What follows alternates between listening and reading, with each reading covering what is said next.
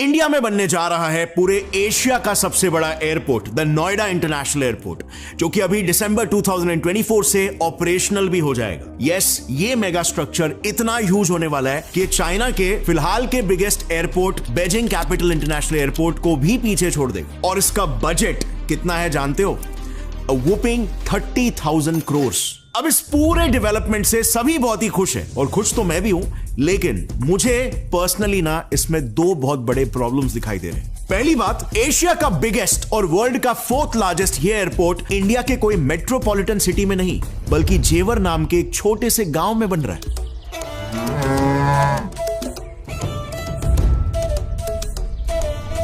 और दूसरी बड़ी प्रॉब्लम, ये मैप जरा देखो।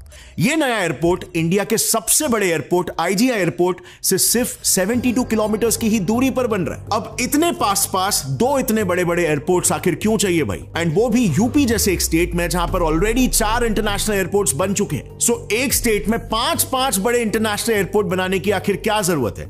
दैट टू 30,000 करोड़ रुपीस खर्च करके। 30,000 करोड़, ये अमाउंट कितना होता है आपको पता है? एक मणिपुर जैसे पूरे स्टेट का टोटल बजट के बराबर है ये, और सिक्किम जैसे स्टेट के एनुअल बजट से ऑलमोस्ट 3 गुना ज्यादा। इतने सारे पैसे सरकार खर्च कर रही है सिर्फ एक एयरपोर्ट बनाने में। क्या गवर्नमेंट हम जैसे मिडिल क्लास लोगों के पैसों को बर्बाद कर रही है? वेल, मैं कहूंगा यूपी गवर्नमेंट ने एग्जैक्टली वही जगह चुनी है एयरपोर्ट बनाने के लिए, जिसके पीछे उन्होंने एक बड़ा सा मास्टर प्लान सेट करके रखा। सो आज की इस वीडियो में डिटेल में हम बात करेंगे इंडिया में बनने जा रहे एशिया के सबसे बड़े एयरपोर्ट जेवर एयरपोर्ट की, एंड ऐसी कौन सी चीजें हैं जो इस एयरपोर्ट को स्पेशल बनाती है, और वो मास्टर प्लान आखिर क्या है। क्या ये एयरपोर्ट यूपी को और इन टर्न हमारे देश की इकोनॉमी को बढ़ा सकता है? क्या ये एयरपोर्ट इंडिया को 2040 तक एक डेवलप कंट्री बनाने में हेल्प कर सकता है क्या? Let's discuss in our today's video. So November 25, 2021 को पीएम मोदी और सीएम योगी आदित्यनाथ जी ने जेवर एयरपोर्ट का भूमि पूजन किया, जिसे 2.5 लाख लोगों ने अटेंड किया। इस एयरपोर्ट में ऐसा क्या है जो इसके अराउंड इतना हाइप क्रिएट हो रहा है? वेल, इसका मेन रीजन है ज्यूरिच इंटरनेशनल एयरपोर्ट का जेवर एयरपोर्ट में इन्वॉल्वमेंट। अक्टूबर 7, 2020 में एक एग्रीमेंट साइन हुआ, जिसमें जेवर एयरपोर्ट को बनाने की जिम्मेदारी दी गई स्विट्जरलैंड के ज्यूरिच एयरपोर्ट को, जिसे यूरोप का बेस्ट एयरपोर्ट माना जाता है। पिछले 20 सालों से Zurich airport has been voted as the best airport by international users, और इसीलिए जेवर एयरपोर्ट को भी वर्ल्ड क्लास बनाने के लिए इन्हें ही चुना गया। इसमें कुछ यूनिक क्वालिटीज होने वाली है जो इस एयरपोर्ट को स्पेशल बनाएगी। पहले कि जेवर एयरपोर्ट में 6 रनवेज होंगे, जो कि डेली 1000 से ज्यादा फ्लाइट्स को एकोमोडेट कर सकेंगे। And if we compare to the world's largest airport जो कि रियाद में है, उसमें भी 6 ही रनवे है आज के तारीख में। So you can imagine the magnitude of this airport and the hype it will create internationally for India. दूसरी चीज जो इसे स्पेशल बनाती है वो होगा इसके टर्मिनल्स का इंफ्रास्ट्रक्चर, जिसे टाटा ग्रुप जैसी ट्रस्टेड ब्रांड बना रही है। And it will be a mix between Indian and Swiss infrastructure. और इतना ही नहीं, दुनिया के उन चुनिंदा एयरपोर्ट्स में से ये एक होगा जहां पर कॉन्टैक्टलेस फैसिलिटीज मौजूद हो। आसान भाषा में अगर बोलूं तो ये एयरपोर्ट पूरी तरीके से डिजिटलाइज्ड और पेपरलेस होगा, जहां पर पैसेंजर्स को बोर्डिंग पास और टिकट जैसे चीजों के लिए लाइन में नहीं लगना पड़ेगा, और उनका ट्रैवल एकदम हैसल फ्री होगा। तीसरी चीज जो इस एयरपोर्ट को और भी स्पेशल बनाती है वो है कि जेवर एयरपोर्ट में इंडिया की largest state of art cargo facilities होगी, जहां पर पूरा का पूरा एक टर्मिनल इंपोर्ट और एक्सपोर्ट के लिए डेडिकेटेड होगा। इन शॉर्ट, ये इंडिया का सबसे बड़ा ट्रांसपोर्टिंग हब बनेगा। सो अब अगला सवाल आता है कि इंडिया को आखिर इस एयरपोर्ट की जरूरत ही क्या है? इंडिया एक डेवलपिंग नेशन है, यहां पर बहुत सारे प्रॉब्लम्स है। इतना खर्चा करके इस एयरपोर्ट की हमें वाकई में जरूरत भी है क्या? एंड ऑल्सो, जैसे हमने पहले भी डिस्कस किया कि इंडिया का सबसे बड़ा एयरपोर्ट आईजीआई एयरपोर्ट महज 72 किलोमीटर की दूरी पर तो है, तो ये जेवर एयरपोर्ट स्पेसिफिकली कौन सा अलग पर्पस सर्व करने वाला है? तो देखो, जेवर एयरपोर्ट बनाने के पीछे का रीजन ना एक्चुअली में क्वाइट इंट्यूटिव है। देखो, इंडिया में नंबर ऑफ पैसेंजर्स जो है ना वो तेजी से बढ़ रहे हैं। भूलो मत, इंडिया एक डेवलपिंग कंट्री है, और जिस तरीके से इंडिया की इकोनॉमी बढ़ रही है, लोगों की स्पेंडिंग पावर भी बढ़ रही है। और जहां पर अब तक सिर्फ हैंडफुल परसेंटेज ऑफ लोग एयरप्लेन से ट्रैवल करते थे, अभी ये संख्या रैपिडली ग्रो हो रही है। According to Economic Times, India में एयर पैसेंजर्स की संख्या लास्ट ईयर से 8.34% बढ़कर 15.2 करोड़ हो गई है। और इसी बढ़ते पैसेंजर्स की प्रॉब्लम को पहले से ही भांपकर इसे काउंटर करने के लिए we need more airports and bigger ones. अब कुछ ऐसे स्पेसिफिक रीजंस है जिसकी वजह से सिर्फ जेवर को ही चुना गया एयरपोर्ट बनाने के लिए। Number 1, decongestion of IGI airport. पहला और मेन रीजन है आईजीआई एयरपोर्ट का लोड कम करना। 6 घंटे से मेरे 2 बच्चे बैठे हैं।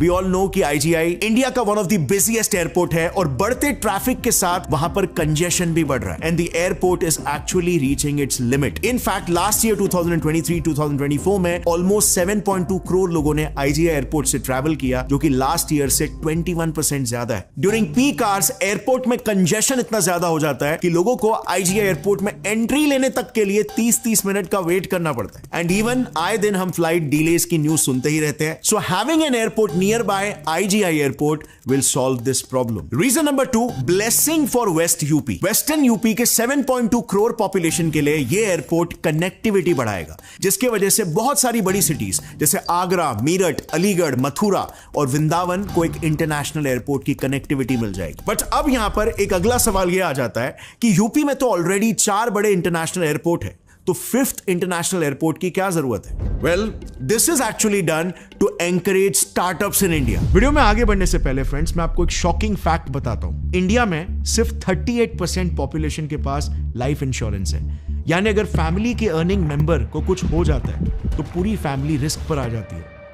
आइडियली जितना आप कमाते हो उससे 20x यानी 20 गुना तक का आपको टर्म इंश्योरेंस मिल सकता है, जिससे आपकी फैमिली का फ्यूचर सिक्योर हो सकता है।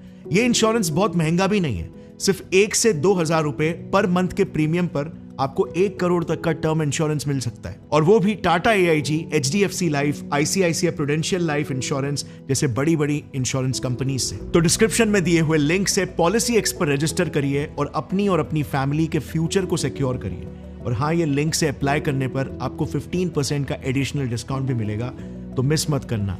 और अब वापस से लौट आते हैं हमारे मेन टॉपिक पर। लखनऊ एयरपोर्ट यहां पर है, और अगर हम बाकी के 3 इंटरनेशनल एयरपोर्ट्स को देखें, जो है वाराणसी एयरपोर्ट, अयोध्या एयरपोर्ट और कुशीनगर एयरपोर्ट, सो ये सारे एयरपोर्ट्स यूपी के ईस्ट साइड को कवर करते हैं। But what about west UP? यहां की पॉपुलेशन सिर्फ IGI एयरपोर्ट के भरोसे छोड़ दी जाए? वेल, ऐसे ही तो चल रहा था अब तक। ये IGI एयरपोर्ट रिलेटिवली कितना दूर है? चलो इस इनकन्वीनियंस को एक एग्जांपल के थ्रू समझते हैं। सपोजेडली आप अलीगढ़ में रहते हो और आपको किसी बहुत इंपॉर्टेंट काम के लिए मुंबई जाना है, तो आपके पास 2 ऑप्शंस है। पहला ऑप्शन लखनऊ एयरपोर्ट, जो कि 5.5 घंटे दूर है आपके घर से, और दूसरा दिल्ली का IGI एयरपोर्ट, जो कि 3.5 घंटे की दूरी पर है। और यहां तो दिल्ली के ट्रैफिक से भी गुजरना होगा, जो सबको मालूम है कितना भयानक हो सकता है। बट जेवर में एयरपोर्ट बनने से अब ये प्रॉब्लम सॉल्व हो जाएगी, क्योंकि अलीगढ़ की जेवर एयरपोर्ट से दूरी सिर्फ 1.5 घंटे की होगी, जो कि पहले नियरेस्ट एयरपोर्ट IGI एयरपोर्ट से 3.5 घंटे की थी। और फिर अगर हम देखें जेवर से मुंबई की फ्लाइट, तो उसका भी टाइम होगा सिर्फ 2 घंटे। इन शॉर्ट, जितना टाइम पहले अलीगढ़ से दिल्ली जाने में लगता था, इस एयरपोर्ट की वजह से उतने ही टाइम में अलीगढ़ से मुंबई आप पहुंच जाओगे। और इस एयरपोर्ट से बाय द वे सिर्फ वेस्ट यूपी ही नहीं, बल्कि हरियाणा के फरीदाबाद और पलवल जैसे एरियाज को भी बहुत बेनिफिट मिलेगी।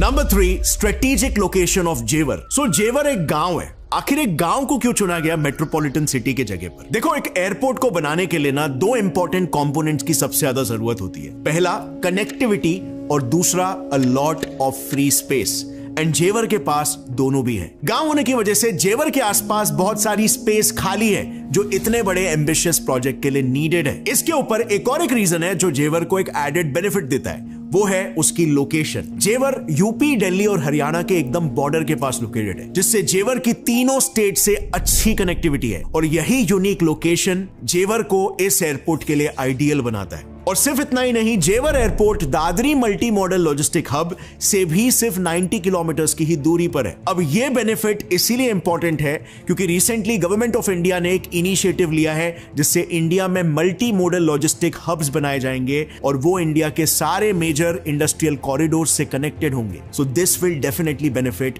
Our industries as well. और यही रीजन भी है कि जेवर एयरपोर्ट के इनॉग्रेशन के टाइम पर पीएम मोदी ने इसे logistic gateway of northern India बोला था। देखो, अगर सिंपल टर्म्स में बोले तो मल्टी मॉडल लॉजिस्टिक हब्स वो होंगे जहां पर एक पर्टिकुलर एरिया के गुड्स की स्टोरेज और ट्रांसपोर्टेशन होगी। और जैसे कि हमने पहले जाना, जेवर एयरपोर्ट में इंडिया का सबसे बड़ा integrated multi modal cargo hub होगा, जिसके थ्रू यूपी में उगने वाले शुगर केन्स और बहुत सारे लोकल प्रोडक्ट्स को वर्ल्ड वाइड इजीली एक्सपोर्ट किया जा सकेगा। ये इनिशिएटिव यूपी गवर्नमेंट के 1 डिस्ट्रिक्ट 1 प्रोडक्ट पॉलिसी के साथ भी हैंड इन हैंड जाएगा और मेक श्योर करेगा कि यूपी के अलग अलग राज्य संपन्न बन सके। इससे UP basically directly world wide supply chain का एक हिस्सा बन जाएगा, जिसका बेनिफिट यूपी के हर छोटे छोटे किसान को भी मिलेगा। इसके साथ ही जेवर एयरपोर्ट इंडिया के मेजर हाईवे से भी कनेक्टेड है, जैसे for example Yamuna expressway highway और दिल्ली मुंबई एक्सप्रेसवे, जो इसे इजीली एक्सेसिबल बनाता है। अब बात करते हैं स्ट्रेट फॉरवर्ड मुद्दे की।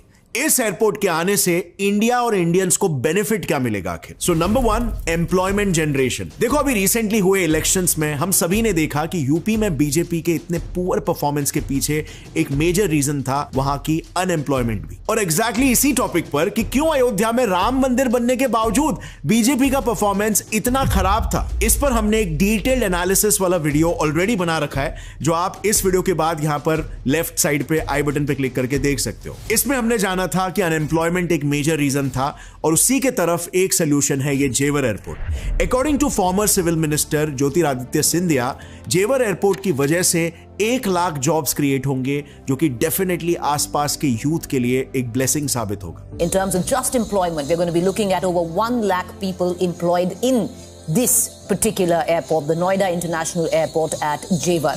Secondly, it will attract a lot of industries to UP.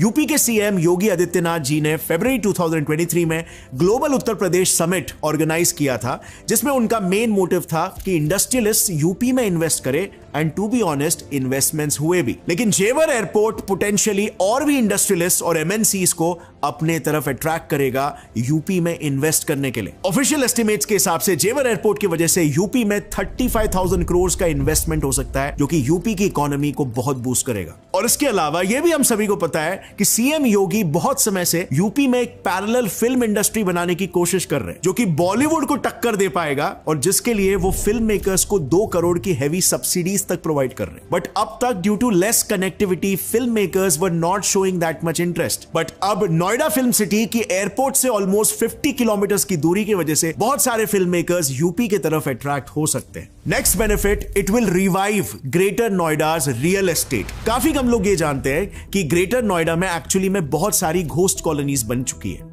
अब घोस्ट कॉलोनीज का मतलब होता है बेसिकली बिल्डर्स ने न्यू फ्लैट्स तो बना लिए, लेकिन वो खाली पड़े हुए हैं क्योंकि ग्रेटर नोएडा हमेशा से सेपरेटेड सा था बाकी के एनसीआर रीजन से, जिसके वजह से वहां पर amenities like malls and hotels की काफी कमी थी। लेकिन एयरपोर्ट के आ जाने से ग्रेटर नोएडा का रियल एस्टेट रिवाइव हो जाएगा, और इसके साथ ही आसपास के एरियाज में भी रियल एस्टेट में बहुत सारे इन्वेस्टमेंट्स होने लगेंगे। और इसका असर एक्चुअली में अभी भी देखा जा सकता है कि एयरपोर्ट के अनाउंसमेंट भर से ही आसपास के एरियाज, स्पेसिफिकली नोएडा सेक्टर 28 में होटल बनाने के लिए बिल्डर्स में कंपटीशन स्टार्ट हो गया। Benefit number 4, railway and metro infrastructure. Another positive development जो जेवर एयरपोर्ट की वजह से होगा कि it will bring new railway and metro infrastructure. NIAL यानी नोएडा इंटरनेशनल एयरपोर्ट लिमिटेड जेवर एयरपोर्ट को एनसीआर की सिटीज से जोड़ने के लिए 61 किलोमीटर लंबी एक रेलवे स्ट्रेच बना रही है, जो कि बुलंदशहर के चोला स्टेशन से शुरू होकर हरियाणा की रुंडी स्टेशन के दिल्ली मुंबई लाइन में कनेक्ट होगा। इतना ही नहीं, गाजियाबाद से एयरपोर्ट तक एक 25 स्टेशन का मेट्रो स्ट्रेच भी बनाया जा रहा है that will connect the surrounding cities to the airport.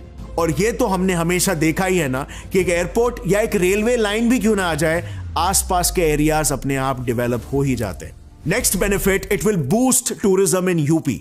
हमने अक्सर सुना है कि अयोध्या में श्री राम और मथुरा वृंदावन में कृष्ण भगवान विराजते हैं। सो टूरिज्म के लिए भी अपनी लोकेशन की वजह से अयोध्या एयरपोर्ट की ही तरह जेवर एयरपोर्ट मथुरा वृंदावन को पूरे भारत से कनेक्ट कर देगा, जो कि जेवर एयरपोर्ट से सिर्फ 1 घंटे की ही दूरी पर होगा, जिसकी वजह से यूपी में रिलीजियस टूरिज्म बहुत बढ़ेगा। मथुरा वृंदावन के साथ साथ जेवर एयरपोर्ट 7 वंडर्स में से ताजमहल को भी पूरी दुनिया से कनेक्ट कर देगा, making tourism more accessible even in Agra. So definitely ये सारे एक्सपेक्टेशंस है जेवर एयरपोर्ट से। लेकिन क्या आपको लगता है कि ये एयरपोर्ट इंडिया में इतना इकोनॉमिक डेवलपमेंट ला सकता है? अगर स्ट्रिक्टली हम फाइनेंसेस और रिटर्न ऑन इन्वेस्टमेंट की बात करें, क्या spending 30,000 crore on this airport is worth it? और अगर ये एयरपोर्ट रिटर्न ऑन इन्वेस्टमेंट लाएगा तो आखिर कितना समय लगेगा? 5 साल, 10 साल, 15 साल या 25 साल? नीचे कमेंट्स में मुझे बताना अपना opinion. Thanks for watching, see you in another video.